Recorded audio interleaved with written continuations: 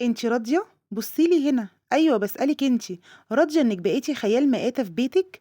راضية إنِّك بقيتِ مخزن؟ بالضبط كده، مخزن بيترمي فيه كل عقد النقص والفشل وسواد القلب والنرجسية؟ مش هتفرق معاكِ كل طبطبة العالم، مش هينفع خالص أراضيكِ وأقول لِك يا عيني عليكِ يا صابرة، لأ أنا جاية أقول لِك لحد إمتى هتفضلي الشماعة اللي بيعلّق عليها نرجسيته؟ أنتِ فاكرة إنِّك بتضحّي علشان البيت؟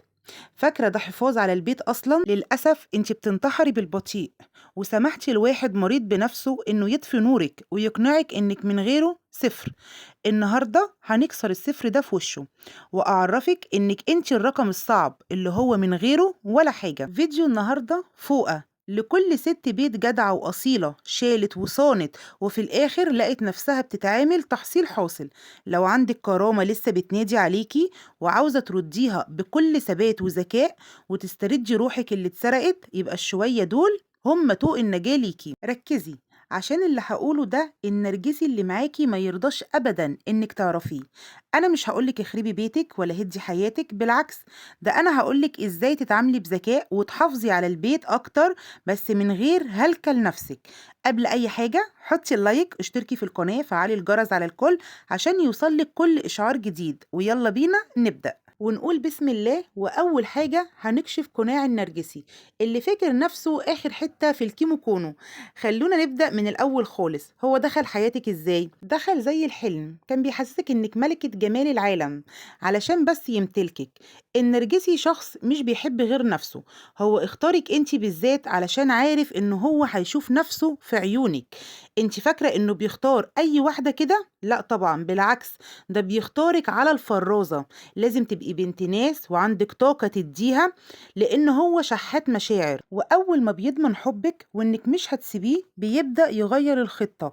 الورد بقى شوك والدلع بقى إهانة، وبدأ يحسسك إنك مهملة وجسمك وحش، وطبعا مش بتفهمي ده، أكيد هو بس اللي بيفهم. ليه بقى؟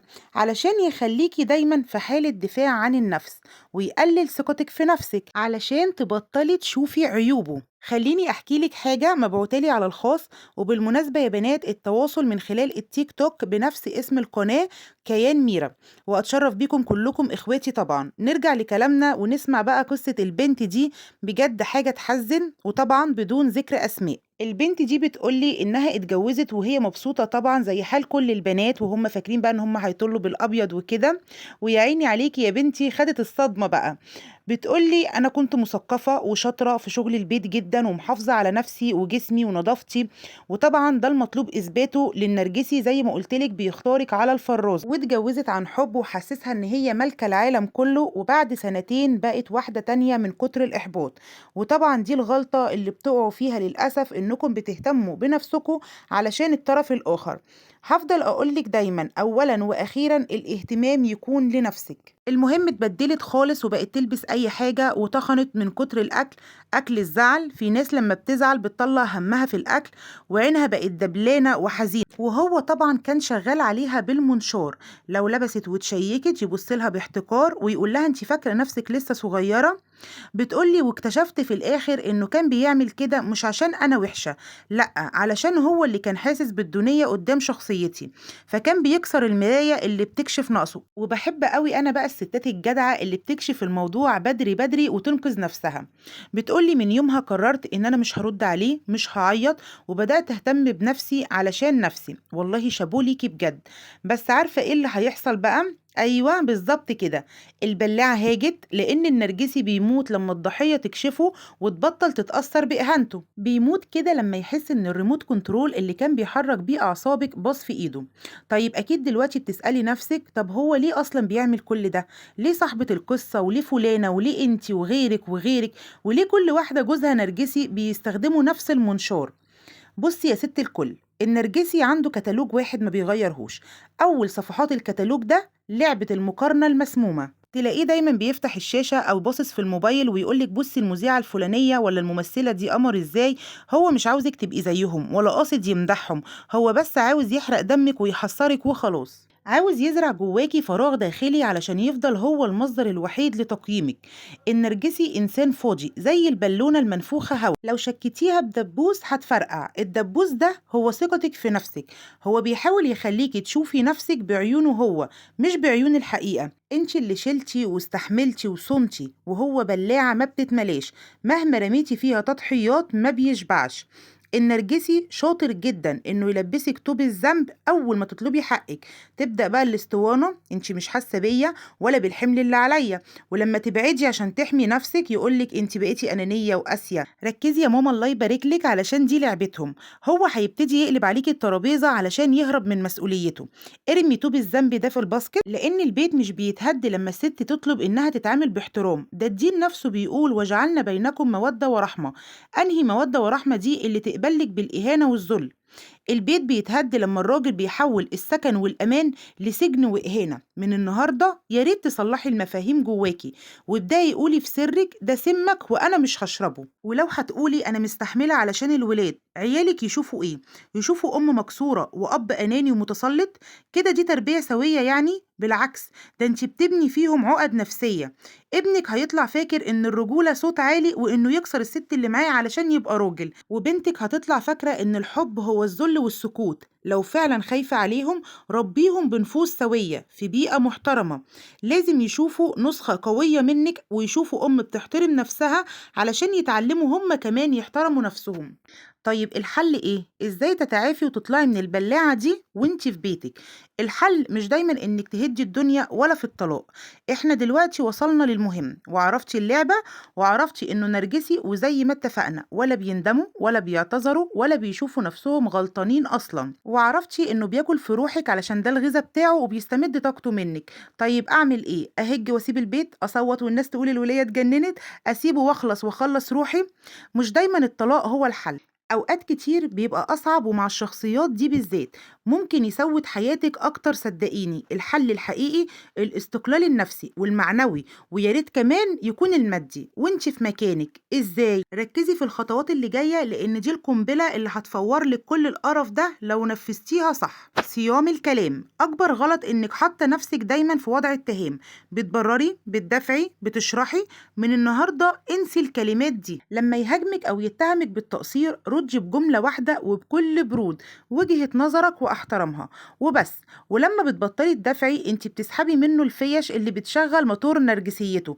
خليه يحرق بنزين مع نفسه لحد ما يخلص، وانت خليكي ثابتة ما تتهزيش. تاني حاجة، اعملي صندوق الطوارئ. لازم يكون ليكي قرش بتاعك. ابداي فكري في اي حاجة تجيبلك دخل حتى لو بسيط من البيت: تريكو، طبخ، تسويق اونلاين. النرجسي بيموت من الست اللي معاها فلوس، لان الفلوس دي معناها خروجك من تحت سيطرته، وانك مش مضطرة تستحملي اهانته. نركز يا جماعة، كلامنا عن شخصيات غير سوية، يعني مش الرجالة المحترمة. تالت حاجة وده الأهم، عيشي معاه كأنه نزيل في فندق. يعني اغسلي، اطبخي، روقي، بس قلبك ما يستناش منه كلمة شكر. انت بتعملي واجباتك عشان ربنا، واحتسبي أجرك عند الله. واهتمي بنفسك لنفسك، وما تستنيش برضو الاهتمام.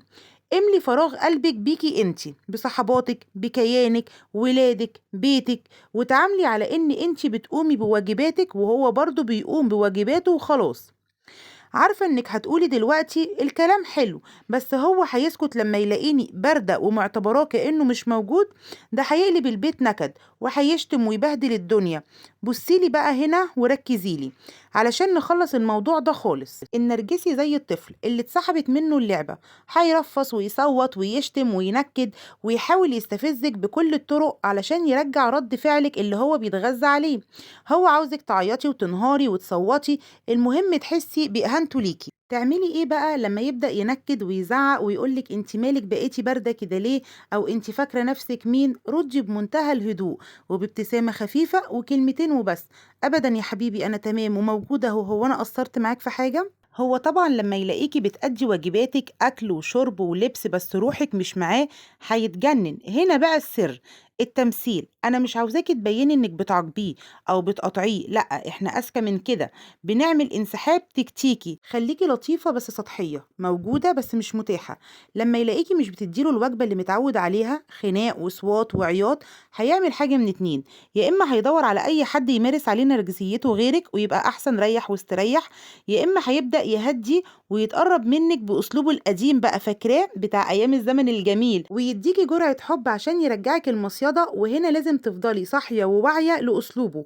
اوعي يغرِّك كلامه الحلو ولا يكسرِك كلامه الوِحِش، شُفتِ اللعبة بسيطة إزاي؟ هي بس محتاجة عقل صاحي وثبات انفعالي، أنتِ دلوقتي معاكِ الكتالوج ومعاكِ الرَد على كل حركة بيعملها.